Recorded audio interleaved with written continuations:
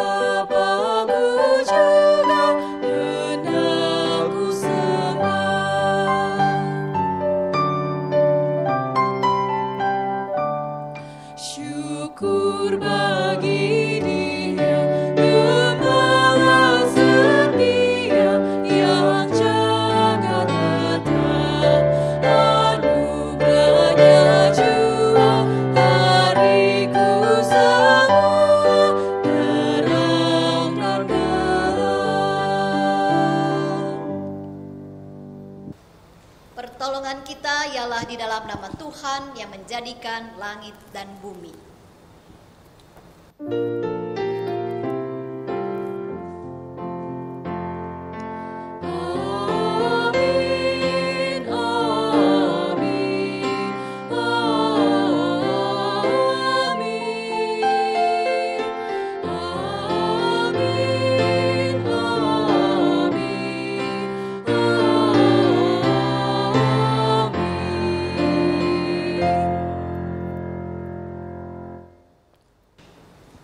Beserta saudara. Dan beserta saudara juga. Umat dipersilakan duduk. Umat Tuhan yang terkasih, arahkanlah hatimu kepada Tuhan adalah tema kita pada hari ini. Tentunya kita tidak asing dengan ungkapan ini. Di setiap akhir ibadah kita, kalimat ini menjadi formulasi pengutusan yang selalu kita ulangi setiap minggunya. Mengarahkan hati kepada Tuhan berarti memusatkan pandangan dan perhatian kita sepenuhnya kepada Tuhan. Namun, pernahkah kita benar-benar menghayatinya di dalam hidup kita? Marilah kita merendahkan diri di hadapan Tuhan untuk memeriksa hati dan pikiran kita.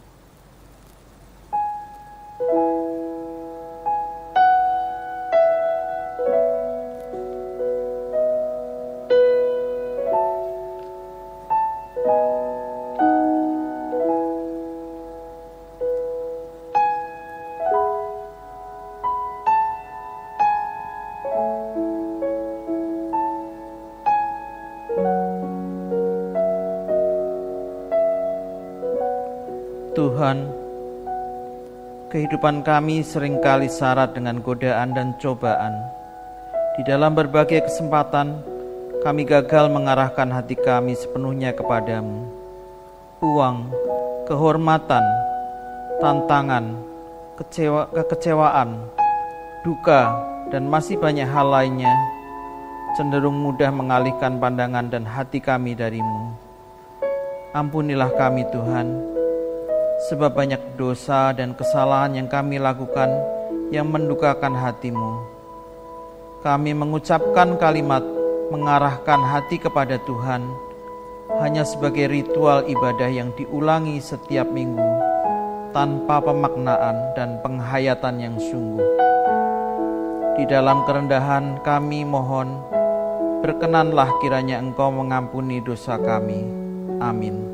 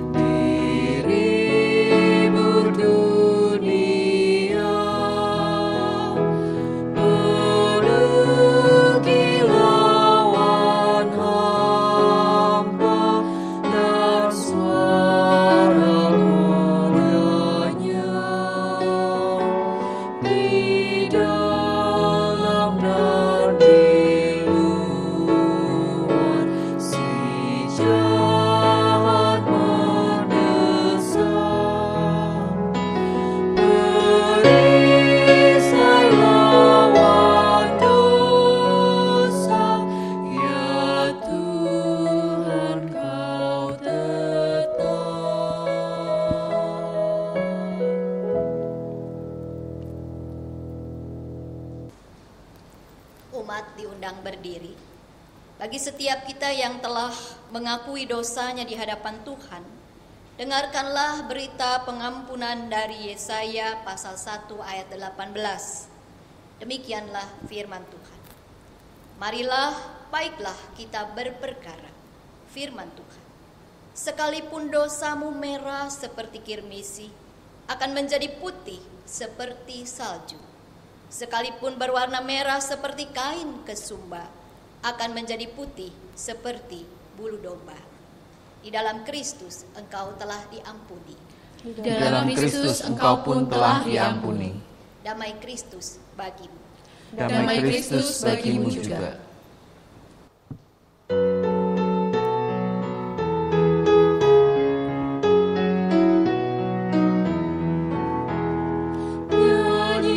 Lagi bagiku firman kehidupan, sungguh mulia dan merdu firman kehidupan,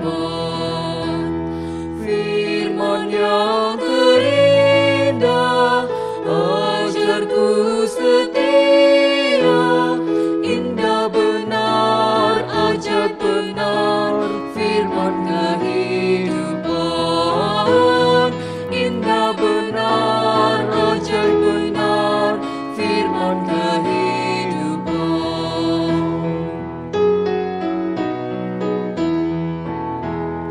Kristus memberi dunia firman kehidupan. Hai pendosa, dengarkanlah firman kehidupan. Bagimu anugerah diberi berlimpah, indah benar, ajaib benar firman kehidupan.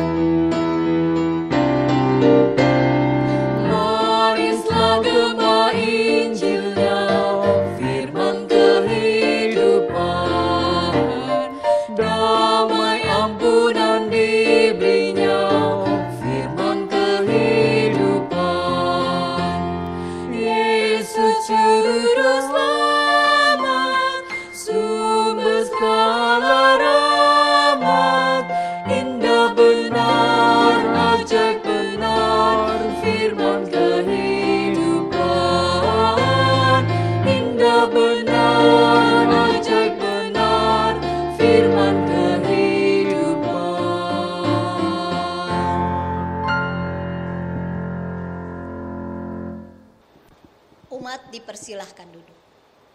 Mari saudara kita berdoa. Tuhan Allah Bapa kami di dalam Tuhan Yesus Kristus, saat ini Tuhan kami datang untuk mendengarkan firman Tuhan. Kiranya Roh-Mu yang kudus menolong kami untuk mengarahkan perhatian kami kepada firman Tuhan. Membiarkan hati kami dipenuhi dan dikuasai oleh firman-Mu. Dan kami boleh mengerti firman-Mu itu, sehingga kami boleh menjadi pelaku di dalam kehidupan kami sehari-hari. Firman yang kami wujudkan dalam perilaku kami yang terus terarah hanya kepada Tuhan. Bersabdalah ya Tuhan, kami sedia mendengarkan Engkau. Di dalam nama Yesus kami berdoa. Amin. Mari kita berdiri untuk menyambut Injilnya.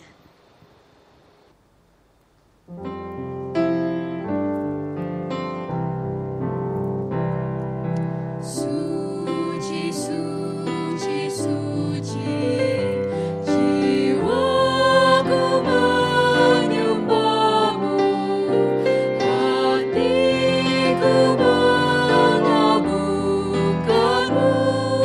Suci Kau Tuhan, suci, suci, suci, jiwaku menyembah-Mu, hatiku mengagungkan-Mu.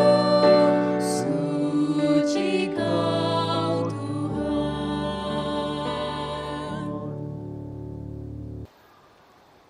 Injil Tuhan kita Yesus Kristus menurut Matius 14 ayat 13 sampai dengan 21.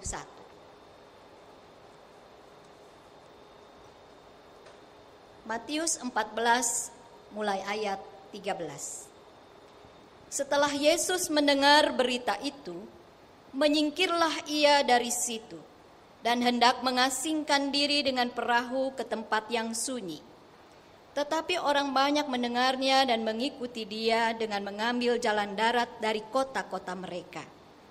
Ketika Yesus mendarat, ia melihat orang banyak yang besar jumlahnya. Maka tergeraklah hatinya oleh belas kasihan kepada mereka, dan ia menyembuhkan mereka yang sakit. Menjelang malam, murid-muridnya datang kepadanya dan berkata, "Tempat ini sunyi, dan hari sudah mulai malam. Suruhlah orang banyak itu pergi, supaya mereka dapat membeli makanan di desa-desa." Tetapi Yesus berkata kepada mereka, "Tidak perlu mereka pergi, kamu harus memberi mereka makan." Jawab mereka, "Yang ada pada kami di sini hanya 5 roti dan 2 ikan."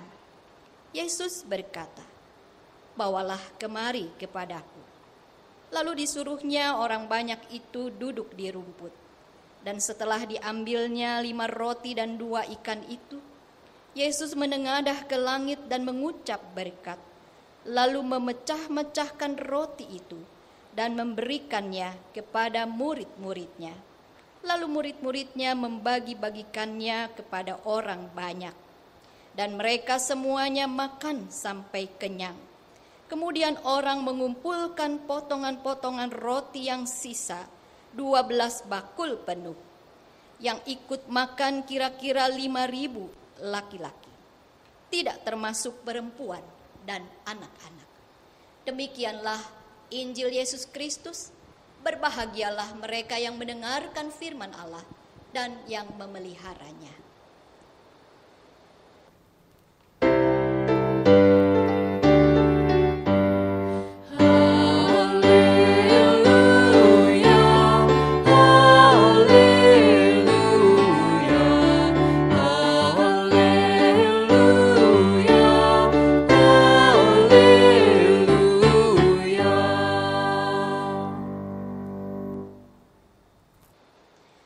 Saudara-saudara pernah lihat video viral, saudara-saudara, beberapa hari yang lalu.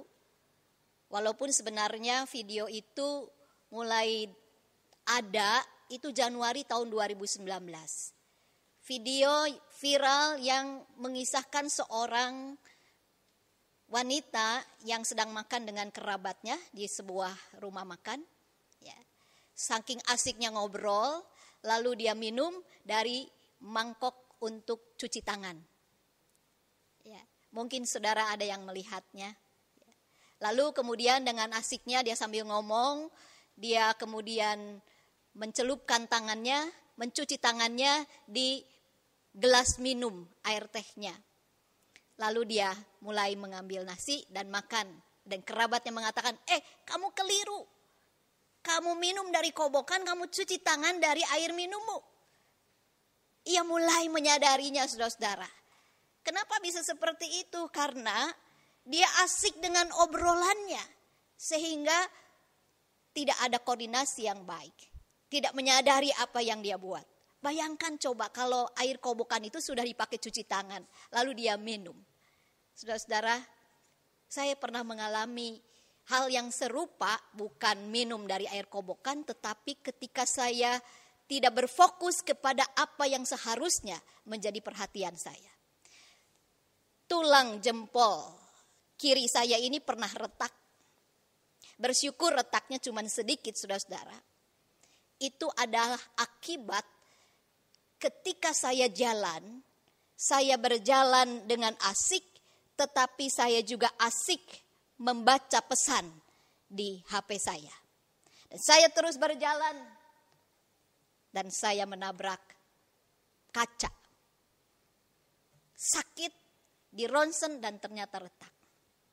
Ketika kita tidak memberi perhatian kepada yang seharusnya, atau teralihkan perhatian kita, maka kita menemui persoalan, masalah, kesulitan, bahkan akibatnya bisa menjadi fatal.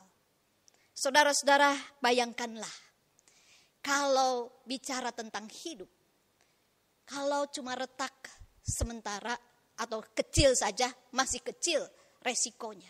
Tetapi kalau itu peristiwa yang menyangkut hidup dan mati, maka luar biasa akibatnya.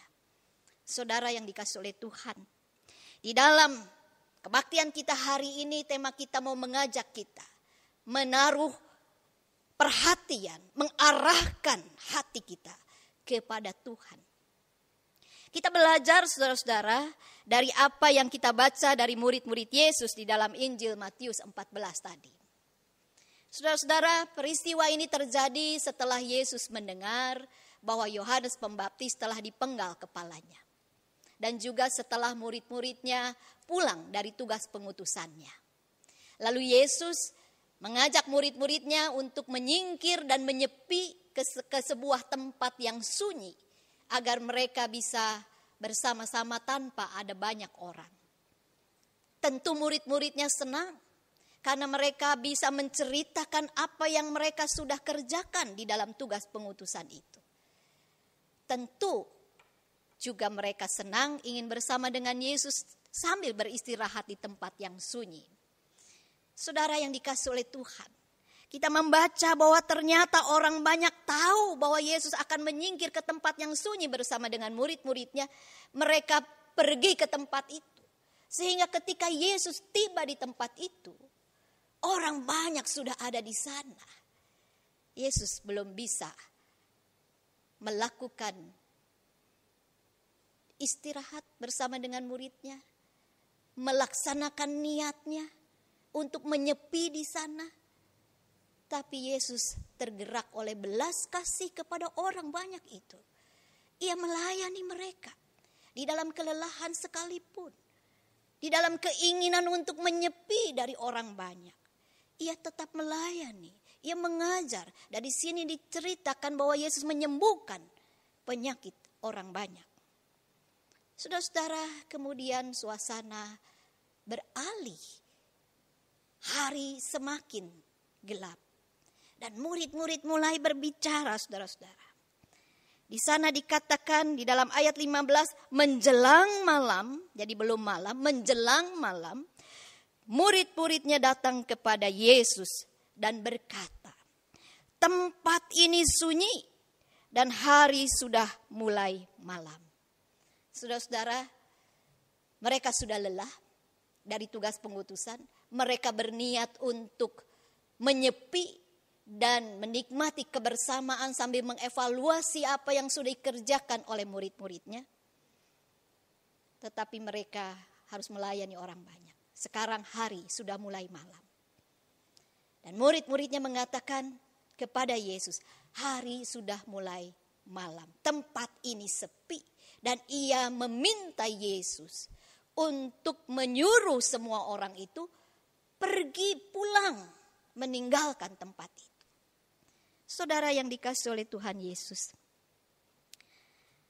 apa jawab Yesus? Yesus berkata, tidak perlu mereka pergi, kamu harus memberi mereka makan. Saudara-saudara yang dikasih oleh Tuhan, di dalam ayat 17 murid-muridnya menjawab, yang ada pada kami di sini hanya 5 roti dan 2 ikan. Ini krisis. 5 roti dan 2 ikan, tempat ini sunyi dan sudah menjelang malam. Sementara orang yang harus diberi makan begitu banyaknya. Persediaan mereka tidak memadai dengan kebutuhan memberi makan orang yang banyak. Ini krisis. Murid-muridnya punya kesadaran terhadap krisis, terhadap situasi yang ada. Itu hal yang baik. Ini sudah mulai menjelang malam, ini sepi tempatnya, dan suruhlah orang-orang itu pulang. Ia bukan masa bodoh dengan situasi, kesadaran akan krisis yang ada membuat ia datang kepada Yesus. Hal yang baik datang kepada Yesus. Tetapi dia datang kepada Yesus, meminta Yesus memakai otoritasnya untuk menyuruh orang-orang itu pulang. Pergi ke tempat masing-masing. Sehingga mereka tidak perlu memberi makan. Karena memang toh kemampuan mereka pun amat terbatas. Saudara yang dikasih oleh Tuhan. Kemampuan mereka jauh lebih kecil daripada tanggung jawab yang harus mereka lakukan. Jauh lebih kecil daripada apa yang harus mereka kerjakan untuk mengatasi situasi itu. Mereka tidak lari dari kenyataan. Mereka datang kepada Yesus, itu hal yang baik. Tetapi mereka meminta Yesus memakai otoritasnya, menyuruh orang-orang itu menyelesaikan masalahnya sendiri. Dengan demikian selesailah tanggung jawab mereka. Saudara yang dikasih oleh Tuhan. Tetapi Yesus mengatakan, no, kamu harus memberi mereka makan. Apakah Yesus tidak tahu kalau tempatnya sepi? Apakah Yesus tidak tahu mereka cuma punya 5 roti dan 2 ikan? Apakah Yesus tidak tahu bahwa yang akan makan itu orang begitu banyaknya? Yesus tahu situasi itu, saudara-saudara. Yesus juga tahu apa yang menjadi kegelisahan murid-muridnya. Situasi krisis yang dihadapi oleh murid-muridnya, Yesus tahu.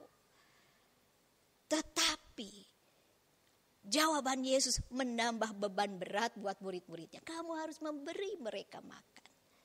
Saudara yang dikasih oleh Tuhan Yesus Kristus. Murid-muridnya sontak mengatakan, mana mungkin. Tapi Yesus mengatakan bahwa jangan biarkan orang itu pergi tanpa solusi.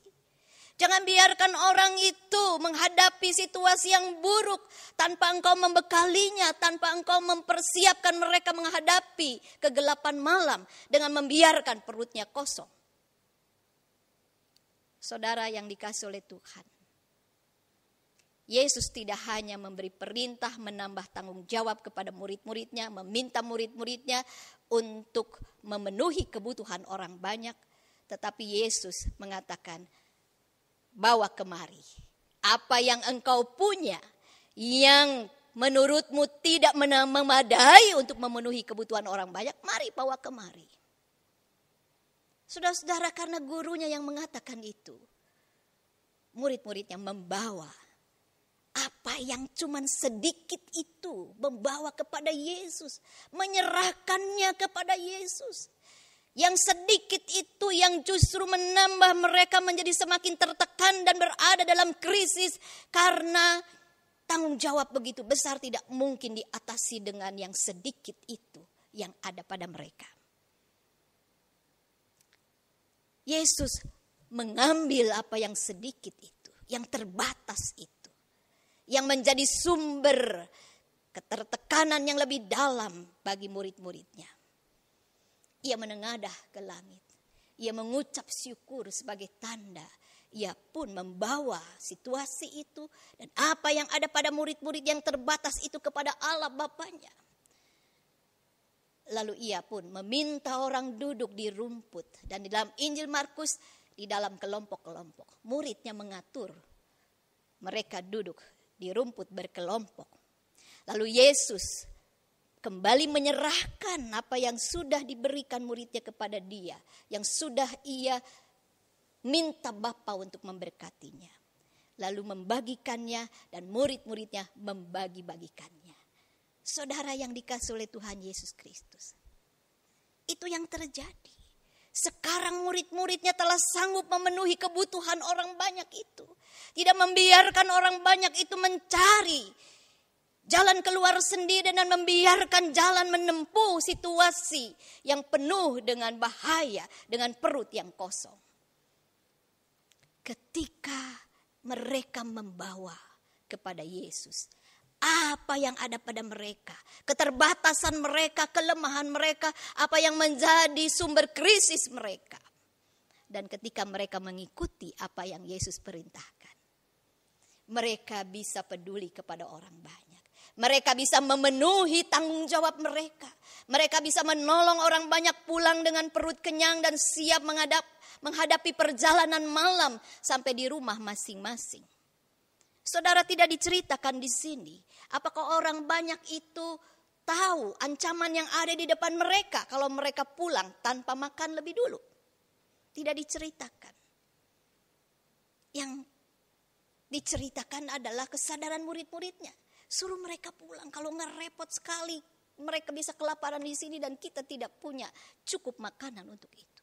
Tetapi ketika mereka mengarahkan perhatian mereka kepada Yesus, tidak berfokus dan mengarahkan diri kepada keterbatasan dan tanggung jawab yang besar itu. Dan membiarkan Yesus memproses keterbatasan mereka.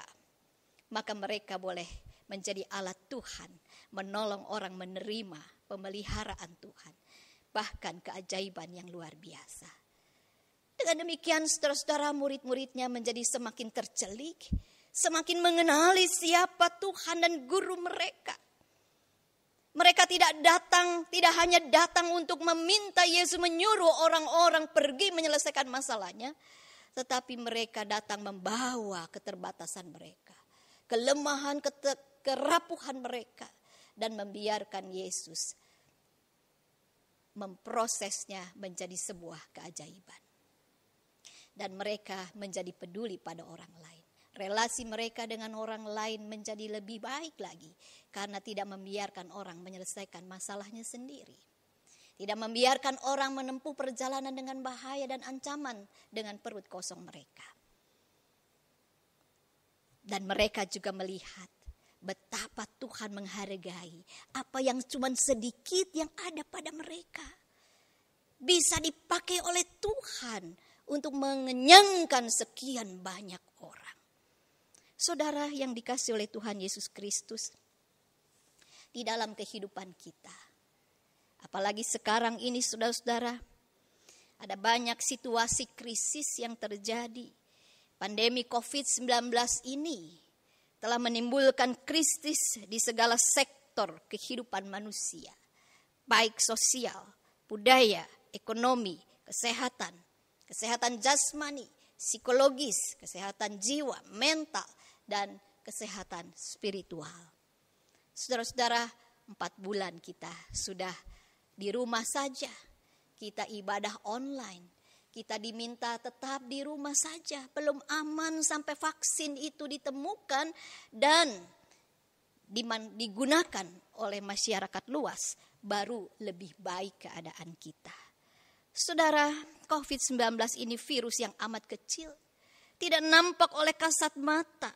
Tetapi amat mengancam kehidupan, kedamaian manusia, bahkan rumah tangga, ekonomi keluarga, bangsa, bahkan dunia ini termasuk keamanan. Saudara di rumah aja senang, nggak kena macet. Tetapi lama-lama di rumah menimbulkan stres tersendiri. Semua anggota keluarga menjadi lebih sensitif, saudara-saudara. Ditemukan banyak kasus KDRT selama pandemi ini. Ditemukan banyak orang yang mengalami stres dan depresi karena mereka merasa terancam, ketakutan dengan situasi ini, dengan virus ini, tetapi mereka juga sudah lelah dan bosan berada di tempat, di rumah aja dan serba terbatas aktivitasnya. Saudara yang dikasihi oleh Tuhan Yesus Kristus, sensitivitas setiap anggota keluarga menambah berat beban kita. Belum pekerjaan kantor yang dikerjakan di rumah, belum bisnis, usaha yang harus kita kerjakan, atau bahkan barangkali usaha yang baru, bisnis yang baru yang kita harus memulainya, banting setir atau betul-betul meninggalkan yang lama, harus mengupayakan satu hal yang baru, adaptasi. Belum pekerjaan di rumah, belum mendampingi anak-anak yang juga sudah mulai bosan dengan sekolah di rumah saja, belum menghadapi yang lain-lain lagi, saudara-saudara. Rasanya kekuatan kita sudah hampir habis. Mana mungkin kita bisa melewatinya kalau masih terus dalam situasi seperti ini. Saudara-saudara, krisis tidak sebanding kemampuan, ketahanan yang kita miliki sekarang ini dengan beban yang besar, dengan tanggung jawab yang masih harus kita hadapi. Kemana kita mengarahkan hati dalam situasi seperti ini? Kepada orang-orang yang membuat kita semakin merasa tertekan? Kepada situasi di luar kita ini? Kepada diri sendiri yang merasa gagal melewati semuanya? Kepada orang-orang yang tidak punya kesadaran akan krisis pandemi COVID-19 ini, sehingga mereka tidak peduli dengan protokol kesehatan? Kepada anggota keluarga kita yang juga tidak peduli dengan hidup sehat dan bersih di rumah, atau tidak menjalankan perannya di rumah? Ketika kita berfokus ke sana, melihat kemampuan diri, melihat kelelahan diri, rasanya kita ingin angkat tangan saja. Dan kita datang kepada Tuhan. Tuhan, suruhlah mereka untuk berubah. Tuhan, suruhlah mereka untuk melakukan apa yang seharusnya mereka lakukan.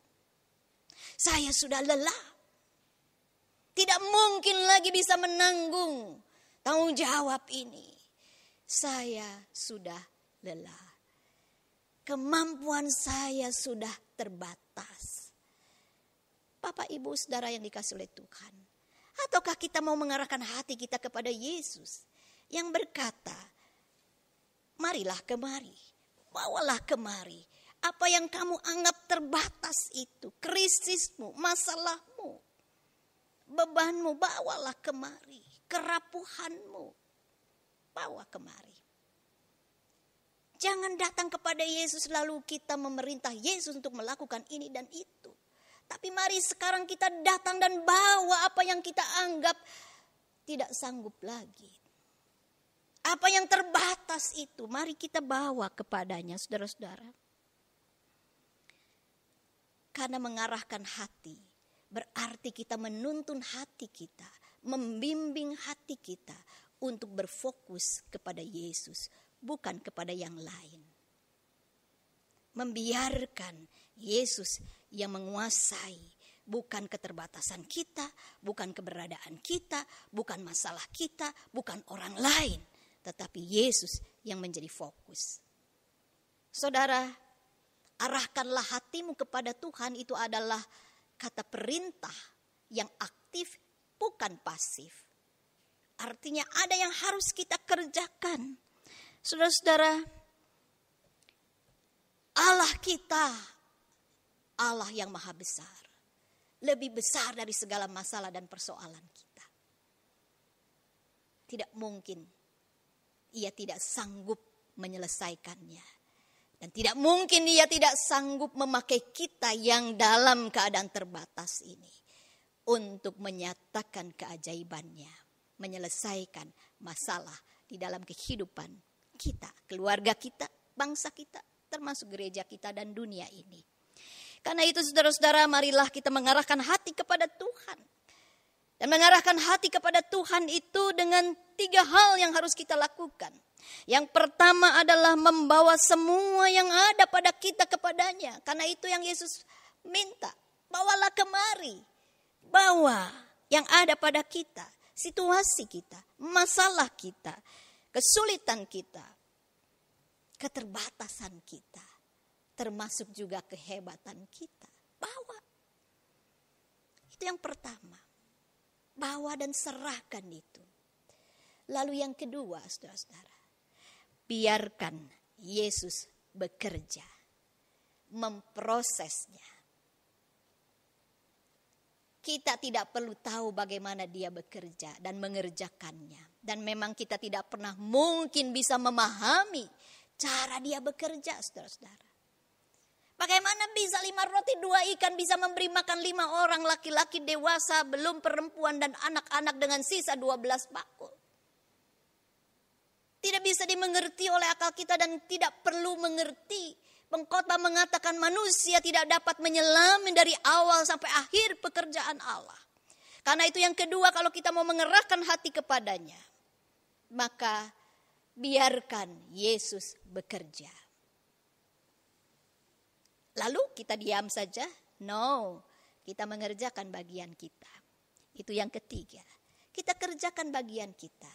Atur mereka duduk berkelompok. Atur yang bisa kita atur. Kerjakan apa yang masih bisa kita kerjakan.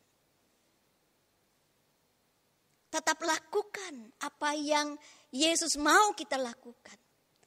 Tetap perhatikan orang-orang di sekitar kita sebagaimana Yesus menginginkan hal itu. Tidak perlu mereka pergi. Kamu harus memberi mereka makan. Sekalipun mereka tidak sadar akan krisis yang ada. Atau bagaimanapun juga keadaan mereka, tetap kamu harus memberi mereka makan.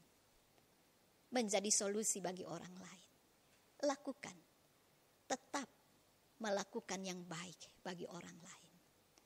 Itu menjadi bagian kita. Tetap kerjakan apa yang kita bisa kerjakan dengan baik. Itu menjadi bagian kita. Itulah mengarahkan hati kepada Tuhan. Membawa segala yang ada pada kita kepadanya. Membiarkan Yesus berproses, memproses itu. Dan kemudian kita menerima kembali apa yang Yesus sudah proses itu. Sambil terus mengerjakan bagian kita dengan mentaati perintahnya. Saudara yang dikasihi oleh Tuhan Yesus Kristus, setiap minggu dalam liturgi kita selalu ada pengutusan, arahkanlah hatimu kepada Tuhan. Kalimat ini saudara-saudara direspon oleh kita. Kami mengarahkan hati kepada Tuhan. Untuk memastikan saudara-saudara kalimat pengutusan ini bahwa engkau akan kembali kepada dunia nyatamu. Engkau akan memasuki tanggung jawab kehidupan sehari-harimu. Dengan cara mengarahkan hati kepada Tuhan.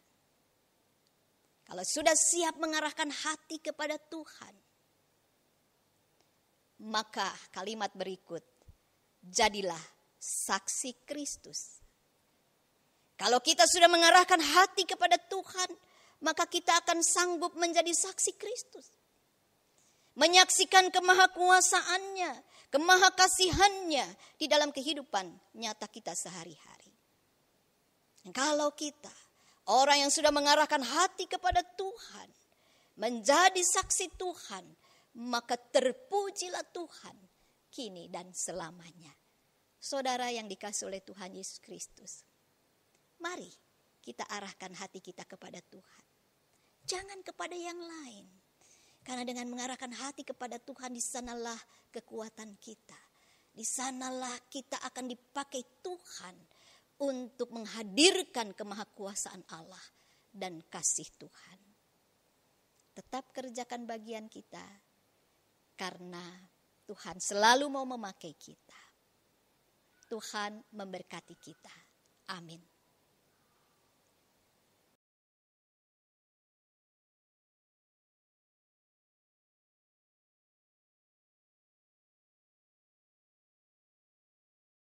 Mari kita berdiri. Bersama dengan umat Allah di masa lalu, masa kini, dan masa depan, mengingat janji baptisan kita dengan mengikatkan pengakuan iman rasuli. Aku percaya kepada Allah, Bapa yang Maha Kuasa, Khalik langit dan bumi, dan kepada Yesus Kristus, Anaknya yang tunggal Tuhan kita, yang dikandung dari Roh Kudus, lahir dari anak darah Maria, yang menderita sengsara di bawah pemerintahan Pontius Pilatus, disalibkan, mati dan dikuburkan, turun ke dalam kerajaan maut. Pada hari yang ketiga, bangkit pula dari antara orang mati, naik ke surga, duduk di sebelah kanan Allah, Bapa yang Maha Kuasa, dan dari sana Ia akan datang untuk menghakimi orang yang hidup dan yang mati. Aku percaya kepada Roh Kudus, gereja yang kudus dan am, persekutuan orang kudus, pengampunan dosa, kebangkitan orang mati, dan hidup yang kekal. Amin. Umat dipersilakan duduk. Saudara, mari kita berdoa. Bapa di sorga, kami datang kepadamu Tuhan, ingin membawa apa yang menjadi kekhawatiran kami, yang menjadi masalah kami, kerapuhan kami. Kami mau menyerahkannya kepadamu Tuhan, dan biarlah kami diberi hati yang juga membiarkan Engkau memproses apa yang kami serahkan kepadamu Tuhan. Dan kami dimampukan untuk tetap mengerjakan apa yang menjadi bagian kami sesuai dengan firman Tuhan. Sehingga kami dapat memenuhi tanggung jawab kami dalam hidup ini, yang selalu mau mengarahkan hati kami kepada Tuhan. Kami berdoa Tuhan ingin mempercayakan mereka yang sedang punya pergumulan di dalam kelemahan fisik mereka, baik karena sakit penyakit, khususnya mereka yang sudah lama mengalami kelemahan fisik karena sakit mereka, mereka yang sedang mengalami kesakitan yang luar biasa. Tuhan, Engkau mau memeluk mereka, Tuhan mau menolong mereka. Kami berdoa mempercayakan mereka yang hidup di dalam rasa tercekam dengan situasi pandemi ini Tuhan. Tuhan tolonglah, agar mereka juga boleh percaya Engkau bekerja menolong mereka, dan mereka akan sanggup melewatinya. Kami berdoa Tuhan memohon berkat-Mu buat mereka yang bekerja di luar rumah, yang mengupayakan bergulirnya perekonomian bangsa, juga keluarga bahkan dunia ini, supaya dengan lindungan dan berkat Tuhan mereka boleh melakukannya dengan baik. Kami berdoa Tuhan supaya para ahli terus Tuhan berkati, beri hikmat kepandaian untuk boleh segera menemukan obat dan vaksin COVID-19, sehingga kami boleh menghadapi COVID ini dengan lebih baik lagi. Kami berdoa Tuhan mempercayakan gereja-gereja Tuhan agar tetap boleh mengarahkan seluruh kehidupan gereja hanya kepada Engkau kepala gereja, dan tetap taat mengerjakan tugas panggilan-Mu bagi gereja-gereja-Mu di dunia ini. Kami ingin berdoa memohon hikmat Tuhan kepada pemerintah kami, agar dengan hikmat-Mu pemerintah kami baik di pusat, di daerah, dan sampai di desa-desa boleh mengerjakan tugasnya dengan baik. Tuhan, kami berdoa buat setiap umat Tuhan yang beribadah secara online. Biarlah mereka boleh percaya Engkau juga hadir di tengah-tengah ibadah online di rumah atau di tempat mereka masing-masing. Dan mereka boleh merasakan sapaan Tuhan. Berkati setiap orang yang telah melayani ibadah-Mu pada hari ini ya Tuhan, sehingga dengan berkat Tuhan, pelayanan kebaktian ini boleh terus menghadirkan berkat dan hadirat Tuhan. Terima kasih Tuhan. Di dalam nama Yesus kami berdoa. Amin. Umat Tuhan, marilah menyatakan syukur kepada Allah melalui persembahan kita. 1 Tawarik 16 ayat 29 mengatakan, berilah kepada Tuhan kemuliaan namanya, bawalah persembahan dan masuklah menghadap Dia. Sujudlah menyembah kepada Tuhan dengan berhiaskan kekudusan.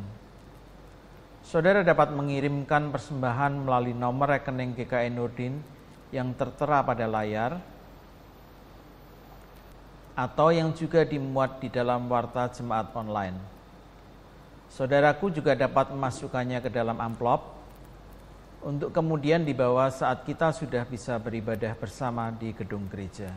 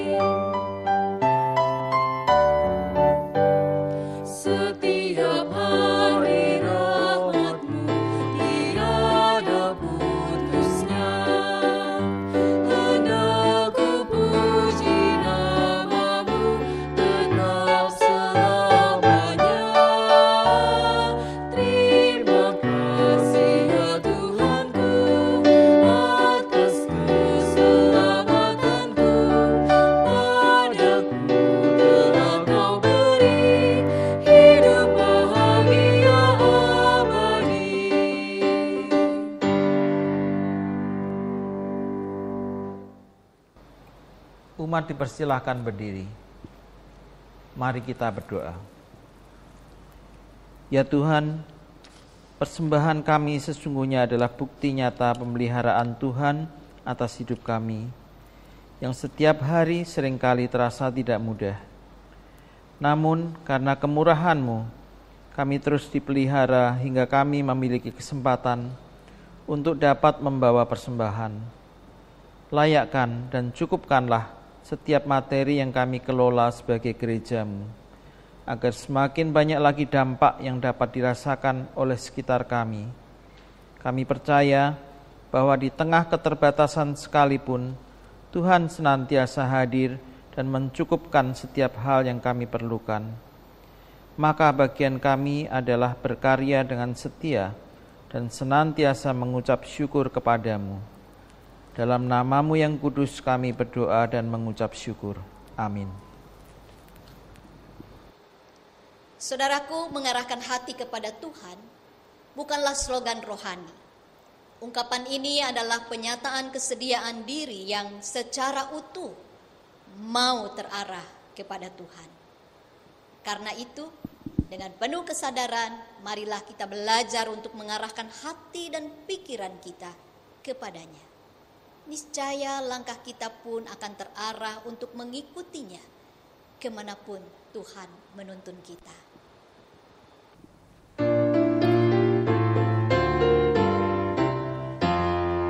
Ku mau berjalan dengan juru selamatku di lembah berbunga dan berair sejuk. Ya, kemana juga aku mau mengikutnya, sampai aku tiba di negeri Bapa. Ikut Tuhan Yesus, ku tetap mendengar dan mengikutnya. Ikut Tuhan Yesus, ya kemana juga ku mengikutnya.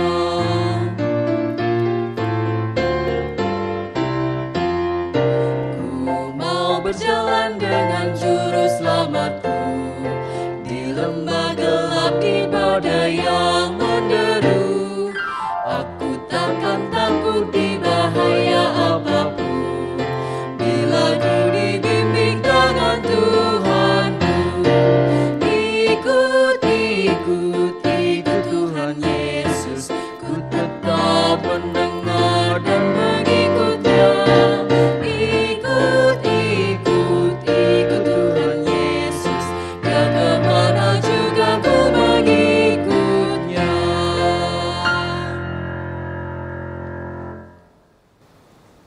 arahkanlah hatimu kepada Tuhan. Kami mengarahkan hati kami kepada Tuhan. Jadilah saksi Kristus. Syukur kepada Allah. Terpujilah Tuhan. Kini dan selamanya. Tuhanlah penjagamu, Tuhanlah naunganmu di sebelah tangan kananmu. Matahari tidak menyakiti engkau pada waktu siang, atau bulan pada waktu malam. Tuhan akan menjaga engkau terhadap segala kecelakaan. Ia akan menjaga nyawamu. Tuhan akan menjaga keluar masukmu dari sekarang sampai selama-lamanya.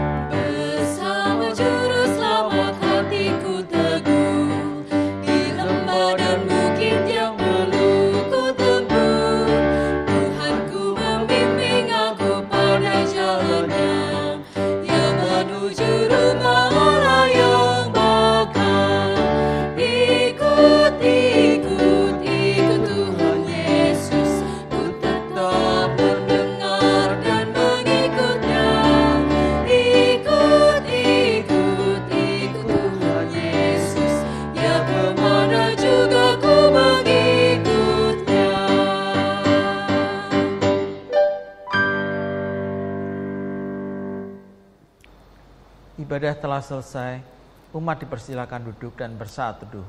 Selamat hari Minggu, Tuhan Yesus memberkati.